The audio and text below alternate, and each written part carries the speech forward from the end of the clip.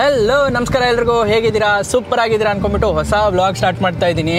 ಇದೇನಪ್ಪ ಗಣೇಶು ದೊಡ್ಡ ದೊಡ್ಡ ಸೂಟ್ಗೆ ಸಿಕ್ಕೊಂಡ್ಬಿಟ್ಟು ಎಲ್ಲಿ ಊರಂತರ ಹೊರಟಿದ್ದಾನೆ ಅಂತ ಅನ್ಕೋಬೇಡಿ. ನನ್ನ ಇಂಡಿಯಾ ಟ್ರಿಪ್ಪು ಇವಾಗಿಂದ ಸ್ಟಾರ್ಟ್ ಆಗೋದಿದೆ. ಸೊ ಹೊರಗಡೆ ಬಿಸಿಲು ತಡಿಯೋಕ್ಕಾಗ್ತಾ ಇಲ್ಲ. ಹೋಪ್ಫುಲಿ ಇಂಡಿಯಲ್ಲಿ ಮಳೆ ಬರ್ತಾ ಇರೋದ್ರಿಂದ ಸ್ವಲ್ಪ ತಣ್ಣಗಿರುತ್ತೆ ಅನ್ಕೊತಾ ಇದ್ದೀನಿ. ಪ್ಲಸ್ ಆಲ್ಮೋಸ್ಟ್ 2 ವರ್ಷ ಆಗಿದೆ ಇಂಡಿಯಾಗೆ ಬಂದುಬಿಟ್ಟು. ಸೊ ಫುಲ್ ಎಕ್ಸೈಟೆಡ್ ಆಗಿ ಮನೆಯಿಂದ ಹೊರಡ್ತಾ ಇದ್ದೀನಿ ಇವಾಗ. ಸೊ ನೋಡೋಣ ಬನ್ನಿ, ರಸ್ತೆ ನರಿತಾ ಏರ್ಪೋರ್ಟ್ ತನಕ ಹೆಂಗಿದೆ, ಆಮೇಲೆ ನರಿತಾ ಏರ್ಪೋರ್ಟ್ ಹೆಂಗಿದೆ ಎಲ್ಲದನ್ನೂ ತಿಳಿಸ್ಕೊಂಡ್ಬಿಟ್ಟು ತೋರಿಸ್ಕೊಂಡ್ಬಿಟ್ಟು ಹೋಗ್ತಾ ಇರ್ತೀನಿ. ಬನ್ನಿ ಸ್ಟಾರ್ಟ್ ಮಾಡೋಣ. ಸೊ ಆಲ್ಮೋಸ್ಟ್ 2 ಅವರ್ ಬೇಕಾಗುತ್ತೆ ಎಕ್ಸ್ಪ್ರೆಸ್ ವೇಯಲ್ಲಿ ಹೋಗ್ಲಿಕ್ಕೆ ಅಂತ. ಸೊ ಇಲ್ಲಿಂದ ಹೊರಟಿದ್ದೀನಿ. ಬನ್ನಿ ಏರ್ಪೋರ್ಟ್ದು ರೂಟ್ ತೋರಿಸ್ಕೊಂಡ್ಬಿಟ್ಟು ಸ್ವಲ್ಪ ಇಷ್ಟು ಮಾತಾಡಿಕೊಂಡು ಹೋಗೋಣ ಏರ್ಪೋರ್ಟ್ ತನಕ. ನೋಡಿ ಆ ಕಡೆ ಎಷ್ಟು ಟ್ರಾಫಿಕ್ ಬರ್ತಾ ಇದೆ ಅಂದರೆ, ಈಗ ಸ್ಯಾಟರ್ಡೆ ಅಲ್ವಾ, ಎಲ್ಲರೂ ಹೊರಗೆ ಬಂದಿದ್ದಾರೆ ಕಾರ್ ತೊಗೊಂಡ್ಬಿಟ್ಟು. ಯಪ್ಪ ನೋಡಿ ಫುಲ್ಲು ಉದ್ದಕ್ಕೆ ನಿಂತ್ಕೊಂಡಿದೆ. ಬಟ್ ಒಂದು ಚೂರು ಹಾರ್ನ್ ಸೌಂಡ್ ಇಲ್ಲ ಆಯಿತಾ. ಎಷ್ಟೇ ಇದು ಇದ್ರೂ ಯಾರೂ ಒಬ್ಬರ ಮಧ್ಯದಲ್ಲಿ ಬಂದಿಲ್ಲ, ಹಂಗಿಲ್ಲ ಹಿಂಗಿಲ್ಲ, ಎಲ್ಲ ಲೈನಾಗಿ ಒಬ್ಬರಿಂದ ಒಬ್ಬರು ನಿಂತ್ಕೊಂಡಿದ್ದಾರೆ. ಸೊ ಈ ಥರ ಟ್ರಾಫಿಕ್ ಡಿಸಿಪ್ಲಿನ್ ಫಾಲೋ ಮಾಡಿದ್ರೆ ಎಲ್ಲರೂ ಆರಾಮಾಗಿ ಹೋಗ್ಬೋದು ಅಂತ ನಾನು ಅನ್ಕೊತೀನಿ. ಸೊ ನಿಮ್ಮ ಅನಿಸಿಕೆಗಳನ್ನ ಕಮೆಂಟಲ್ಲಿ ಡೆಫಿನೆಟಾಗಿ ತಿಳಿಸಿ. ಸೊ ಇವಾಗ ಲೋಕಲ್ ರೋಡ್ ಬಿಟ್ಬಿಟ್ಟು ಎಕ್ಸ್ಪ್ರೆಸ್ ವೇ ಎಂಟರ್ ಆಗ್ತಾ ಇದ್ದೀನಿ. ಸೊ ಇಲ್ಲಿ ಎಂಟರ್ ಆದರೆ ಸೀದಾ ಎಕ್ಸಿಟ್ ಆಗೋದು ನರಿತಾ ಹತ್ರನೇ. ಅಂದರೆ ನರಿತಾ ಅಂತ ಇದ್ದೀನಿ ಅವಾಗಿಂದ. ನರಿತಾ ಅಂದರೆ ಏರ್ಪೋರ್ಟು. ಸೊ ಟೋಕಿಯೋಯಿನ ಮೇನ್ ಗೇಟ್ವೇ ಏರ್ಪೋರ್ಟ್ ಬಂದುಬಿಟ್ಟು ನರಿತಾ ಅಂತ. ಸೊ ಅಲ್ಲಿಗೆ ಹೋಗ್ತಾ ಇರೋದು ಇವತ್ತು. ಈ ಥರ ಇದೆ ನೋಡಿ ಎಕ್ಸ್ಪ್ರೆಸ್ ವೇ ಎಂಟ್ರಿ ರ್ಯಾಂಪು ಇದು.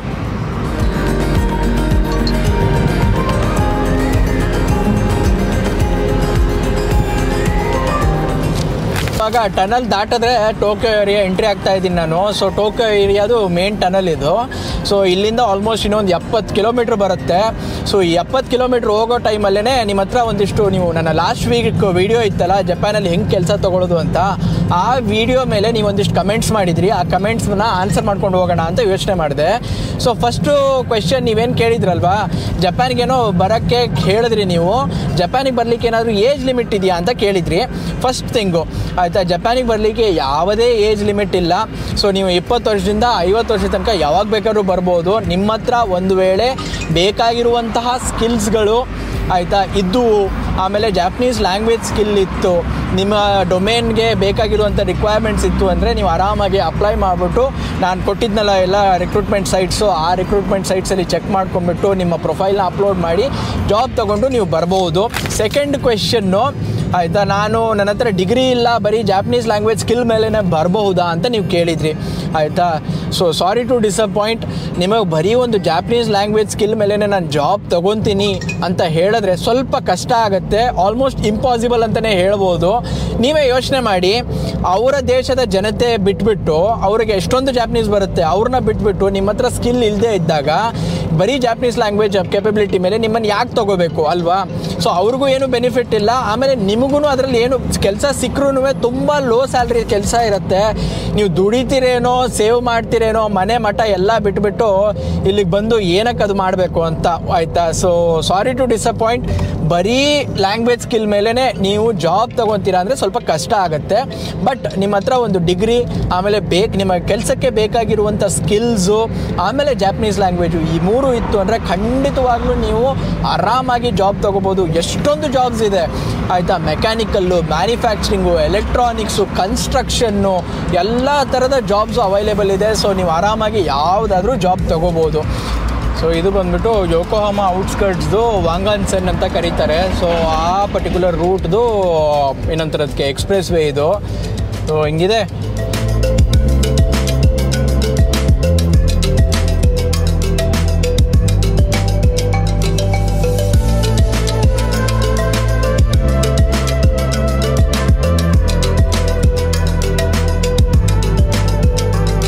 ಇದು ಯೋಕೋಹಾಮಾ ಮತ್ತು ಕವಾಸಕಿಯ ಇಂಡಸ್ಟ್ರಿಯಲ್ ಏರಿಯಾ. ಸೊ ಇಲ್ಲೇ ಬಂದುಬಿಟ್ಟು ನಮ್ಮ ಟೋಕಿಯೋಯಿನ ಫಸ್ಟ್ ಏರ್ಪೋರ್ಟು, ಸಿಟಿ ಏರ್ಪೋರ್ಟು ಅಂದರೆ ಹನೇದಾ ಅಂತ ಕರೀತಾರೆ ಅದನ್ನ, ಆ ಏರ್ಪೋರ್ಟ್ ಇರೋದು. ಸೊ ಈ ಟೋಕಿಯೋದು 2ನೇ ಏರ್ಪೋರ್ಟ್ ಬಂದುಬಿಟ್ಟು, ಅಥವಾ ಹೊಸ ಏರ್ಪೋರ್ಟ್ ಬಂದುಬಿಟ್ಟು ನರಿತಾ ಅಂತ, ಅದು ಊರು ಹೊರಗಿದೆ.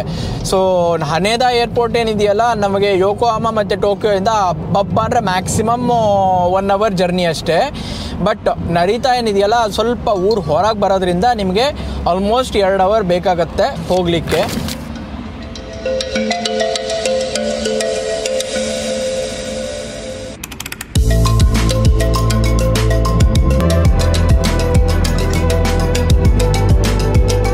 ಇವಾಗ ಈ ಟನಲ್ ಏನಿದೆಯಲ್ಲ, ಈ ಟನಲ್ ಸ್ಪೆಷಾಲಿಟಿ ಏನಪ್ಪ ಅಂತ ಹೇಳಿದ್ರೆ ಇದು ಬಂದ್ಬಿಟ್ಟು ಕೆಳಗಡೆ ಹೋಗ್ತಾ ಇದೆ, ನೀರು ಒಳಗಡೆಯಿಂದ ಆಯ್ತಾ ಇದು.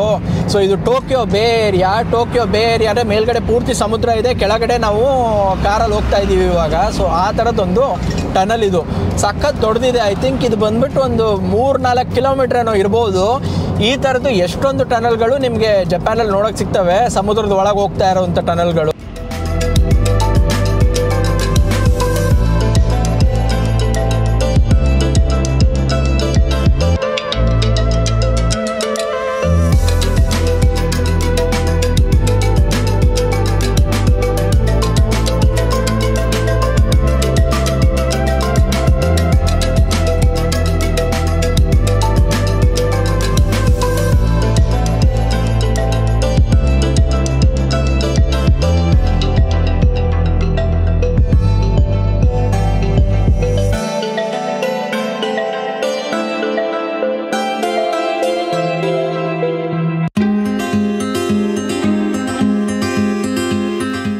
ಸೊ ಈ ಪರ್ಟಿಕ್ಯುಲರ್ ಏರಿಯಾ ಏನಿದೆಯಲ್ಲ ಈ ಕಡೆ, ಇವಾಗ ಇದು ಬಂದ್ಬಿಟ್ಟು ಟೋಕಿಯೋ ಬೇ ಏರಿಯಲ್ಲಿ one of the important area ಆಯಿತಾ. ಇದು ಟೊಯೋಸು ಅಂತ ಕರೀತಾರೆ. ತುಂಬ ಒಳ್ಳೆ ಕಾಂಪ್ಲೆಕ್ಸಸ್ಸು ಅಂದರೆ ಕಮರ್ಷಿಯಲ್ ಬಿಲ್ಡಿಂಗ್ಸು. ಇಲ್ಲಿ ಬಂತು ನೋಡಿ ಕಸಾಯಿ ಜಂಕ್ಷನ್ ಅಂತ.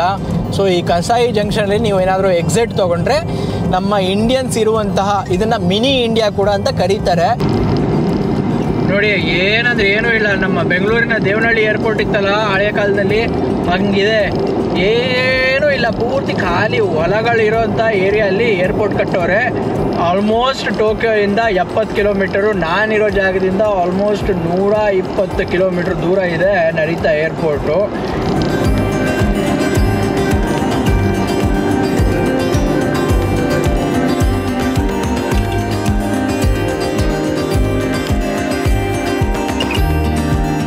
ಆ್ಯಕ್ಚುಲಿ ಇದೇ ಫಸ್ಟ್ ಟೈಮು ನರಿತಾ ಏರ್ಪೋರ್ಟ್ಗೆ ನನ್ನ ಸ್ವಂತ ಕಾರ್ ತೊಗೊಂಡೋಗ್ಬಿಟ್ಟು ನಿಲ್ಲಿಸಿ ಇಂಡಿಯಾಗೆ ಹೋಗ್ತಾ ಇರೋದು. ಸೊ ಒಂದು ವೇಳೆ ನೀವು ಈ ಥರ ಹೋಗ್ತಾ ಇದ್ದಾಗ ಪಾರ್ಕಿಂಗ್ ಮಾಡೋಕ್ಕೆ ನರಿತಾ ಏರ್ಪೋರ್ಟಲ್ಲೇ ನೀವು ಲಾಂಗ್ ಟರ್ಮ್ ಪಾರ್ಕಿಂಗ್ ಮಾಡ್ಬೋದು ಒಂದು. ಇಲ್ಲ ಅಂತ ಹೇಳಿದ್ರೆ ನರಿತಾ ಏರ್ಪೋರ್ಟ್ ಪಕ್ಕಕ್ಕೆ ತುಂಬ ಈ ಪಾರ್ಕಿಂಗ್ ಫರ್ಮ್ಸ್ಗಳಿದ್ದಾವೆ. ಸೊ ಅವ್ರನ್ನ ಕಾಂಟ್ಯಾಕ್ಟ್ ಮಾಡಿಬಿಟ್ಟು ನೀವು ಮಾಡ್ಬೋದು. ಸೊ ಬಂತು ನೋಡಿ, ನಾವು ಹೋಗಬೇಕಾಗಿರೋದು ಟರ್ಮಿನಲ್ 2ಗೆ. ಸೊ ಇದು ಬಂದ್ಬಿಟ್ಟು ಏರ್ಪೋರ್ಟ್ ಅಪ್ರೋಚ್ ರೋಡು.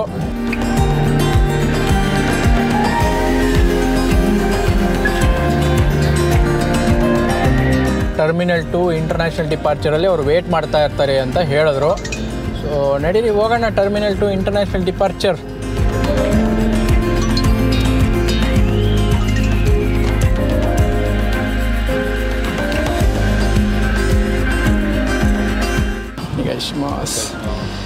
ಸೊ ಈ ಥರ ಏರ್ಪೋರ್ಟಿಗೆ ಬಂದುಬಿಟ್ಟು ಪಾರ್ಕಿಂಗಿಗೆ ತೊಗೊಂಡೋಗ್ತಾರೆ ಗಾಡಿ. ಸೊ ನಮ್ಮ ಅಥರ್ವನ ಫಸ್ಟ್ ಟೈಮ್ ಬೇರೆಯವ್ರ ಕೈಲಿ ಕೊಡ್ತಾ ಇದ್ದೀನಿ, ಇಲ್ಲಿ ನಿಂತ್ಕೊಂಡಿದ್ದಾನೆ. ಸೊ ಇವ್ರು ಬಂದುಬಿಟ್ಟು ನಮ್ಮ ಪಾರ್ಕಿಂಗ್ ತೊಗೊಂಡೋಗೋದು. Thank you.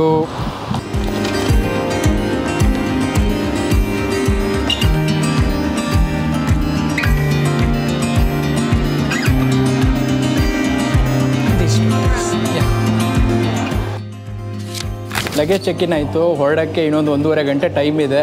ಸೊ ಸೆಕ್ಯೂರಿಟಿ ಚೆಕ್-ಇನ್ ಒಂದು 10-15 ನಿಮಿಷದಲ್ಲಿ ಆಗೋಗುತ್ತೆ. ಸೊ ಹಾಗಾಗಿ ಈ ಏರ್ಪೋರ್ಟ್ದೊಂದು ಚಿಕ್ಕ ಟೂರ್ ಕೊಡೋಣ ಅಂತ ನಿಮಗೆ. ಸೊ ಬನ್ನಿ ನನ್ನ ಜೊತೆ ಏರ್ಪೋರ್ಟ್ ಟೂರ್ ನೋಡೋಣ.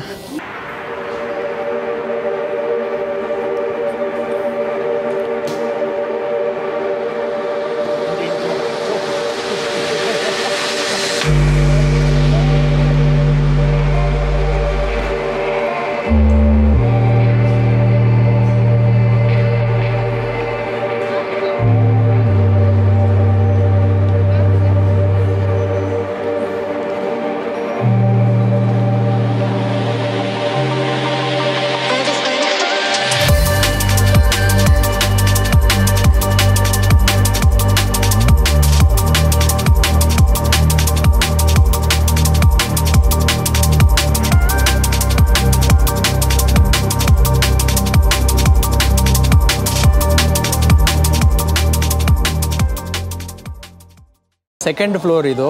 ಸೊ ಕೆಳಗಡೆ ಡಿಪಾರ್ಚರ್ ಹೋಗುತ್ತೆ, ಮೇಲ್ಗಡೆ ಈ ಥರದ್ದು ಒಂದು ಮಾಲ್ ಥರ ಮಾಡಿದ್ದಾರೆ. ಸೊ ಇಲ್ಲಿಗೆ ಬರೋಕ್ಕೆ ನಿಮಗೆ ಟಿಕೆಟ್ ಬೇಕಾಗಿಲ್ಲ. ಸೊ ನಿಮ್ಮ ಫ್ಯಾಮಿಲಿ, ಫ್ರೆಂಡ್ಸ್, ರಿಲೇಟಿವ್ಸ್ ಯಾರ್ಯಾರು ಬಿಡೋಕ್ಕೆ ಬಂದಿದ್ದಾರೋ ಅವ್ರ ಜೊತೆ ನೀವು ಆರಾಮಾಗಿ ಇಲ್ಲಿ ಟೈಮ್ ಸ್ಪೆಂಡ್ ಮಾಡ್ಬೋದು. ಆಮೇಲೆ ಇಲ್ಲಿ ಎಷ್ಟೊಂದು ಅಂಗಡಿಗಳಿದ್ದಾವೆ, ಊಟದ ಅಂಗಡಿಗಳು, ಆಮೇಲೆ ಮ್ಯಾಗ್ಝಿನ್ ಸ್ಟೋರ್ಗಳು ಎಲ್ಲನೂ ಇದ್ದಾವೆ. ಫೈನಲ್ ಆಗಿ ನೀವು ಜಪಾನ್ ಬಿಟ್ಟು ಹೋಗ್ತಿರ್ಬೇಕಾದ್ರೆ ಗಿಫ್ಟ್ಸ್ ಏನಾದರೂ ತೊಗೊಂಡಿರಲಿಲ್ಲ ಅಥವಾ ಮರ್ತೋಗಿತ್ತು ಅಂತ ಹೇಳಿದ್ರೆ ಖಂಡಿತವಾಗ್ಲೂ ಇಲ್ಲಿಂದ ನೀವು ಪಿಕಪ್ ಮಾಡ್ಕೋಬೋದು. ಅದಕ್ಕೂ ಒಂದು ಆಪ್ಷನ್ ಇಲ್ಲಿ ನಿಮ್ಗೆ ಸಿಗುತ್ತೆ. ಸೊ ಬನ್ನಿ ನೋಡೋಣ. ಯಾವುದೋ ಇದು ಟೋಕಿಯೋದು ರಾಮೆನ್ ಶಾಪ್ ಇರಬೇಕು. ಸೊ ಈ ಥರ ಇದೆ ನೋಡಿ, ಎಷ್ಟೊಂದು ಜನ ನಿಂತ್ಕೊಂಡಿದ್ದಾರೆ. ಇಲ್ಲೂ ಕೂಡ ಕ್ಯೂ ಮಾಡ್ಕೊಂಡು ನಿಂತ್ಕೊಂಡವ್ರಿಗೂ ಜನ ಒಳಗೆ ಹೋಗೋಕ್ಕೆ ಪರವಾಗಿಲ್ಲ, ರಶ್ ಇದೆ. ಆಮೇಲೆ ಇಲ್ಲಿ ಯಾವುದೋ ಕರಿ ಶಾಪ್ ಅನ್ಕೊತೀನಿ ಅಥವಾ ಡಂಪ್ಲಿಂಗ್ ಶಾಪು. ಸೊ ನಮ್ಮ ಕುಂಗ್-ಫು ಪಾಂಡಾದು ಡಂಪ್ಲಿಂಗ್ ಶಾಪ್ ಇಲ್ಲಿ ಕಾಣಿಸ್ತಾ ಇದೆ ನೋಡಿ ನಿಮಗೆ. ಈ ಥರ ಫುಲ್ ಇವೆಲ್ಲ ಫೇಕ್ ಫುಡ್ ಆಯಿತಾ. ಸೊ ಒರಿಜಿನಲ್ ಥರನೇ ಕಾಣಿಸುತ್ತೆ, ಬಟ್ ಒರಿಜಿನಲ್ ಅಲ್ಲ, ಫೇಕು. ಸೊ ಈ ಥರ ಡಿಸ್ಪ್ಲೇಗಂತ ಇಟ್ಟಿರ್ತಾರೆ ಫುಡ್ಗಳನ್ನೆಲ್ಲ. ಸೊ ಇಲ್ಲಿ ನೋಡಿ ಏನೋ ಫ್ರೈಡ್ ರೈಸ್ ಇದ್ದಂಗಿದೆ. So super. ಬನ್ನಿ ಹೋಗೋಣ. ಜಪಾನಲ್ಲಿ ಬಂದು ಲ್ಯಾಂಡ್ ಆದ ತಕ್ಷಣವೇ ನೀವು ಏರ್ಪೋರ್ಟಿಂದ ಆಚೆ ಬರ್ತಿರಲ್ವ, ಅರೈವಲ್ ಲಾಬಿಲಿ ಬಂದ ತಕ್ಷಣವೇ ನಿಮಗೆ ಈ ಥರ ಸಿಮ್ ಕಾರ್ಡ್ದು ಶಾಪ್ಗಳೆಲ್ಲ ಸಿಗ್ತವೆ. ವೈಫೈ ಶಾಪ್ಗಳು, ಸಿಮ್ ಕಾರ್ಡ್ ಶಾಪ್ಗಳು ಎಲ್ಲ ಸಿಗ್ತವೆ. ಸೊ ನೀವು ಇಲ್ಲಿಂದ ಆರಾಮಾಗಿ ಬೇಕಾಗಿರುವಂತಹ ಸಿಮ್ ಕಾರ್ಡು ಎಲ್ಲ ತೊಗೋಬೋದು.